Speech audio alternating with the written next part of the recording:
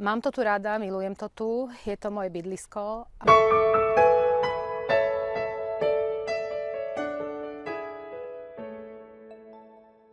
Moje meno je Dagmar Gellingerová, bývam na sídlisku Šajby, ktoré patria pod mestskú časť Bratislava Rača.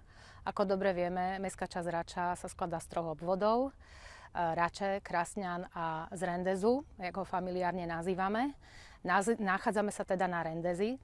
A toto malinké sídlisko sa od začiatku roku 2013 bortí pod množstvami problémov. To bol vlastne dôvod, prečo som začala robiť nejaké opatrenia, ktoré by mali zvrátiť tento negatívny stav. Stojíme nedaleko rozkopanej vodovodnej siete, ktorá sa 25 rokov vlastne nepodarila skolaudovať. Takisto tu máme problémy s parkoviskami, máme tu množstvo problémov s komunikáciami, ktoré nie sú odovzdané do správy a do majetku mestskej časti Rača.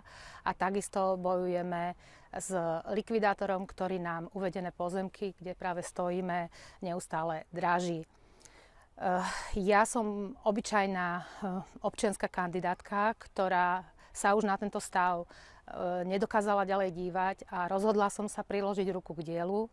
Našla som si ľudí, ktorí ma podporujú, ktorí sú tiež po väčšine občianski kandidáti. Takisto spolupracujem s kandidátom na starostu Michalom Drotovanom a s jeho tímom Spolu pre Raču. Ak nás chcete podporiť, kliknite na odkaz, ktorý je uvedený na stránke dole a príďte nás podporiť v komunálnych voľbách.